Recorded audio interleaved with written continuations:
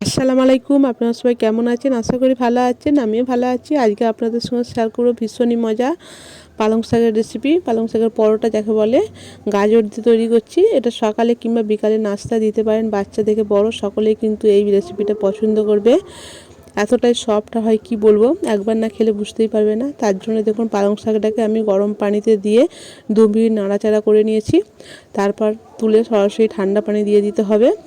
ঠান্ডা পানিতে দিয়েও এইভাবে নাড়াচাড়া করে সঙ্গে সঙ্গে তুলে নিতে হবে।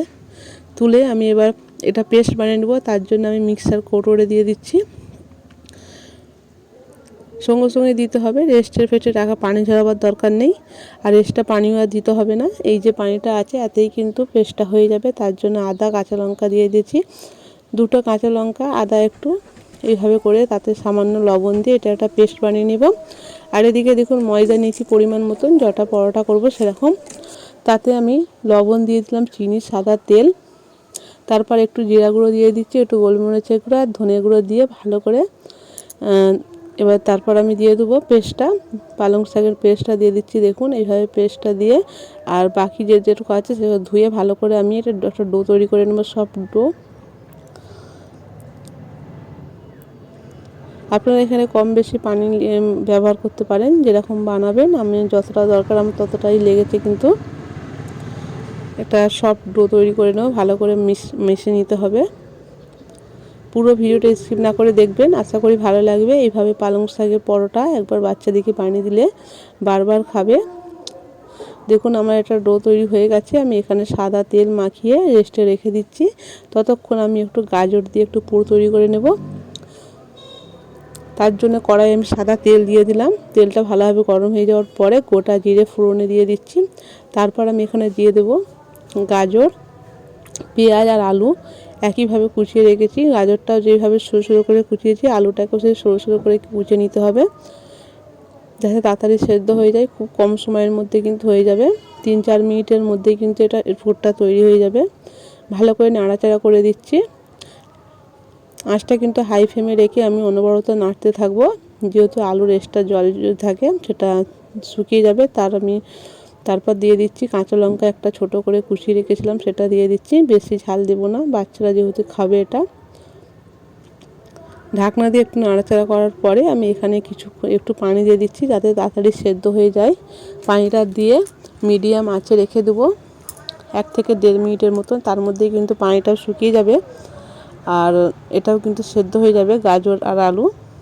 দেখুন একটুও পানি নেই, সব সেদ্ধ হয়ে গেছে। ভালো করে নাড়াচাড়া করে একটু ভেজে নেব।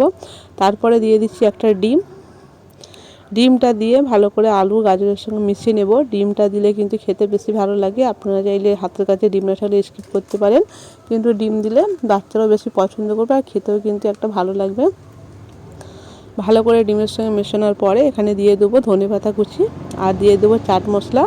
আমি এখানে চাট মশলা হিসাবে ব্যবহার করছি চাউমিনের মশলাটা। আপনারা চাইলে চাট মশলা, ম্যাগি মশলা, যাই মশলা দিন, দিলে একটা সুন্দর একটা গন্ধ আসে, খেতেও ভালো লাগে। আমার দেখুন পুরটা তৈরি হয়ে গেছে, ততক্ষণ ওটা ঠান্ডা হোক। আর এখানে দেখুন আমি লেচি ভালো করে আমি ডোটাকে আবারও মাখিয়ে নেওয়ার পরে লেচি কেটে নিচ্ছি। লেচি কেটে নিয়েছি যতটা করব, তারপর আমি একটা রুটির মতন বেলে নিচ্ছি। খুব কিন্তু বেশি সময় লাগে না, একদম অল্প সময়ের মধ্যে কিন্তু তৈরি হয়ে যায় চটজলদি। ভালো করে রুটির মতন বেলে নিতে হবে, খুব পাতলাও নয় আবার খুব মোটাও নয়। তারপর এখানে আমি দেখুন মাঝখানে সাদা তেল দিয়ে দিচ্ছি। সাদা তেল দিয়ে আমি এবার পুরটা দিয়ে দিচ্ছি, গাজর আর আলুর পুরটা একটু বিছিয়ে দিচ্ছি ভালো করে।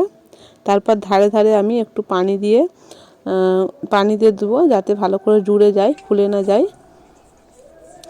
এটা কিন্তু আপনারা মোগলাই পরোটার মতো ব্যবহার করে ভেজে নিতে পারেন। আমি এমনি পরোটার মতনই বানাচ্ছি। মোগলাই পরোটা বানালেও কিন্তু আরও তাড়াতাড়ি হয়ে যাবে, কোনো ঝামেলা ছাড়াই কিন্তু হয়ে যাবে। একদম কম সময়ের মধ্যে এই রেসিপিটা হয়ে যায়, খেতে কিন্তু ভীষণই মজা হয়েছে। এইভাবে যদি পালং শাকের পরোটা বানান, আমি যেভাবে বানিয়েছি, এ থেকে কিন্তু স্বাদটা খুবই ভালো আসে, আর পালং শাকের এক্সট্রা গন্ধটাও কিন্তু সোল সবটাও চলে যায়। ভালো করে হাতের সাহায্যে চাপটা করে দিতে হবে, আস্তে আস্তে একদম আস্তে আস্তে করতে হবে, যাতে পুরটা বেরিয়ে না যায়। এবার আমি বেলুনির সাহায্যে বেলে নিচ্ছি হালতো হাতে। দেখুন আমার কিন্তু তৈরি হয়ে গেল। এইভাবে সবকটাই বানিয়ে নিতে হবে।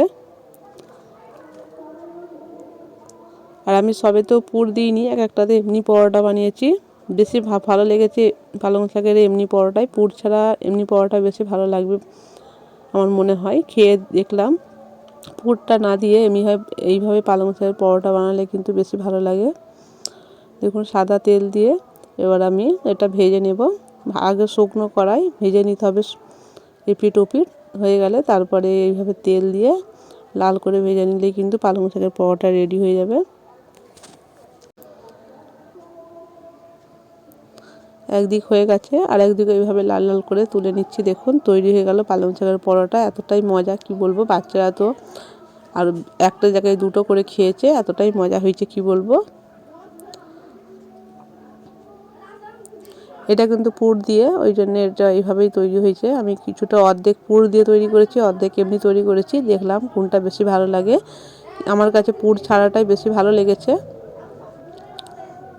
এখানে ভিডিওটা শেষ করছি।